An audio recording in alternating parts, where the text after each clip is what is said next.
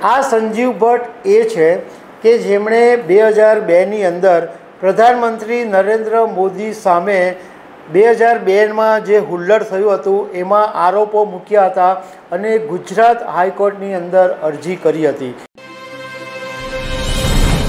નમસ્કાર। ગુજરાતના એક પૂર્વ આઈપીએસને પોરબંદરની કોર્ટે નિર્દોષ જાહેર કરી દીધા છે। બહુ જૂનો એક કેસ હતો, કસ્ટોડિયલ ટોર્ચર કેસ। એની અંદર આ સંજીવ ભટ્ટને નિર્દોષ જાહેર કરી દેવામાં આવે છે। આ સંજીવ ભટ્ટ એ છે કે જેમણે 2002ની અંદર પ્રધાનમંત્રી નરેન્દ્ર મોદી સામે 2002માં જે હુલ્લડ થયું હતું એમાં આરોપો મૂક્યા હતા અને ગુજરાત હાઈકોર્ટની અંદર અરજી કરી હતી। અને આ સંજીવ ભટ્ટની સામે બીજા બધા પણ કેસો થયેલા છે અને 2015ની અંદર સંજીવ ભટ્ટને આઈપીએસ સેવામાંથી બરતરફ કરી દેવામાં આવ્યા હતા। તો આ જે પોરબંદરનો જે કેસ છે કે જેમાં સંજીવ ભટ્ટને નિર્દોષ જાહેર કરવામાં આવ્યા એના વિશે હું તમારી સાથે વાત કરીશ।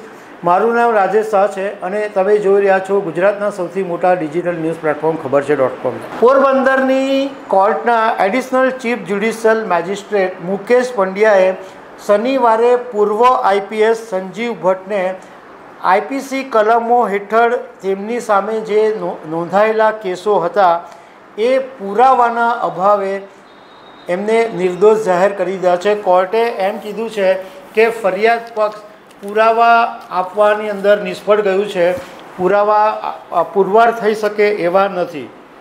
અગાઉ એટલે આ પહેલાં સંજીવ ભટ્ટની સામે અનેક કેસો છે।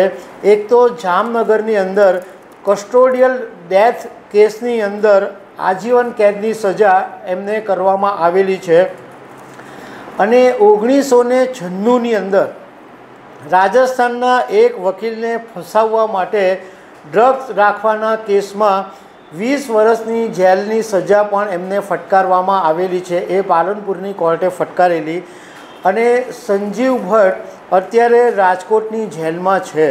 હવે આ પોરબંદરની કોર્ટે જે વાત કરી એમાં કોર્ટે એવું કીધું કે ફરિયાદી આરોપોને સાબિત નથી કરી શક્યા કે ફરિયાદીને ગુનાની કબૂલાત કરવા માટે ફરજ પાડવામાં આવી હતી અને ખતરનાક ઉપયોગો કરીને આત્મસમર્પણ માટે ફરજ પાડવામાં આવી હતી। એ વાત ફરિયાદી સાબિત નથી કરી શક્યું।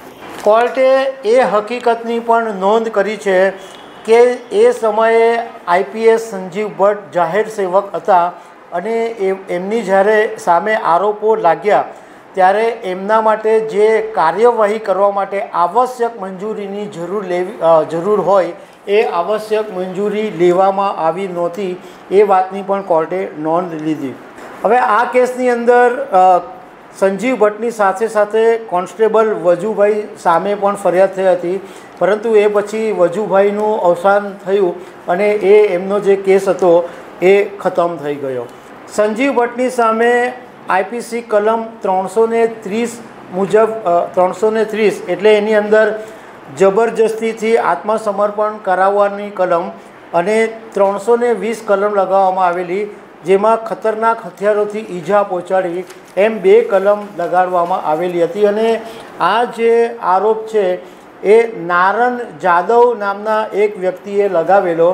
આ નારવ જાદવની સામે terrorist and disruptive activities prevention act એટલે જેને આપણે ટાડા તરીકે ઓળખીએ છીએ એ હેઠળ આ નારણ જાદવની સામે કેસ થયેલો હતો અને નારણ જાદવે જે ફરિયાદ કરી હતી એની અંદર એવું એણે કીધેલું હતું કે જ્યારે અમદાવાદની સેન્ટ્રલ જેલમાં હું હતો ત્યારે પોરબંદરની એક ટીમ આવી હતી અને વોરંટ પરથી મને સીધી સંજીવ ભટ્ટના ઘરે લઈ ગઈ હતી અને મારા શરીર પર અને મારા પુત્રના શરીર ઉપર વીજળીના ઝટકા આપવામાં આવ્યા હતા।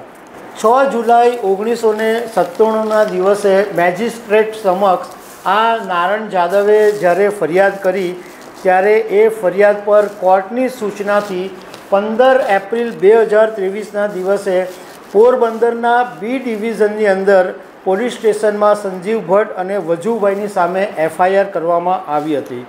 આ જે જાદવ છે એ 1994ની અંદર હથિયાર મળવાના કેસમાં જે 22 આરોપીઓ ઝડપાયેલા એમાંનો એક આરોપી હતો. હવે આ મેં તમને જેમ અગાઉ કીધું તેમ કે સંજીવ ભટ્ટ 2002માં સૌથી વધારે ચર્ચામાં આવેલા, કારણ કે 2002ની અંદર જ્યારે ગુજરાતમાં હુલ્લડો ફાટી નીકળ્યા તે વખતે એમણે પ્રધાનમંત્રી નરેન્દ્ર મોદી સામે આરોપો લગાવેલા અને હાઈકોર્ટની અંદર ફરિયાદ કરેલી. પરંતુ એ પછી 2011ની અંદર સંજીવ ભટ્ટને સસ્પેન્ડ કરી દેવામાં આવ્યા અને 2015ની અંદર એમની નોકરી સમાપ્ત કરી દેવામાં આવી, મતલબમાં એમને બરતરફ કરી દેવામાં આવ્યા હતા. તો દર્શક મિત્રો, આવી અનેક વાતો સાથે અમે તમને મળતા રહીશું. Thank you very much.